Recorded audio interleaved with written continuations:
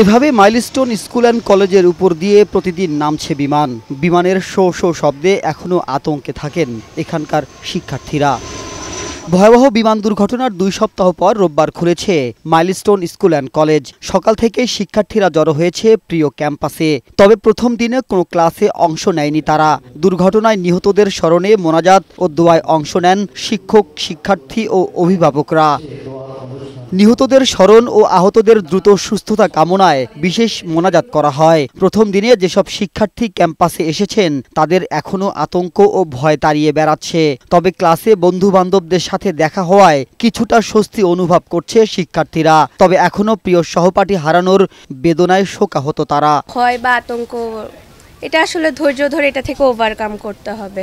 বন্ধুদের দেখছি, বন্ধুদের সাথে কথা হচ্ছে, দেখা হচ্ছে, এই জন্য ভালোই লাগছে আমাদের। হ্যাঁ, ভয় তো ছিল, অবশ্যই থাকবে। এটা তো আমাদের ফ্রেন্ডের সাথে সব কিছু কথা বলার কারণে আমাদের সমস্যার ভয় দূর হয়ে গেছে। এরকম নিজেদের প্রিয় ক্যাম্পাসে আবারও আগের স্বাভাবিক অবস্থায় যেতে চান তারা। সব ভুলে আবারও পড়াশোনায় মন দিতে চান আতঙ্কিত এসব শিক্ষার্থীরা। আমাদের সবার বাচ্চাদেরকে এখন আমরা স্বাভাবিকভাবে যেন তারা ক্লাস করতে পারে, এটাই আমরা আশা করি আর কি। ওদের শরীর পুড়ে গেছিল, এটা আসলে আমার জন্য দেখা অনেক দুঃখজনক ছিল। বন্ধু বান্ধবের সাথে থেকে খুবই ভালো লেগেছে এবং আমার মতামত শেয়ার করেছি। এই ট্রমা থেকে বের হয়ে দৈনন্দিন জীবনে ফিরে যাওয়া। কলেজের অধ্যক্ষ জানান, আগামী 3 দিন ক্লাসে শুধু কাউন্সিলিং করা হবে শিক্ষার্থীদের। মঙ্গলবার থেকে পরিস্থিতি স্বাভাবিক মনে হলে একাডেমিক কার্যক্রম শুরু হবে।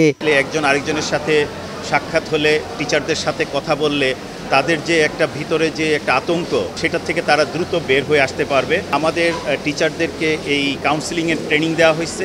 যারা ক্লাসে থাকবেন তারা স্টুডেন্টদের সাথে সেইভাবে কথা বলবেন যাতে ওরা এই আতঙ্ক থেকে বের হয়ে আসতে পারে। নিহত ও আহতদের সংখ্যা নিয়ে আর কোনো বিভ্রান্ত নেই জানিয়ে অধ্যক্ষ জানান, একাডেমিক কার্যক্রম স্বাভাবিক করতে নিয়মিত শিক্ষক ও অভিভাবকদের সাথে যোগাযোগ রাখা হচ্ছে।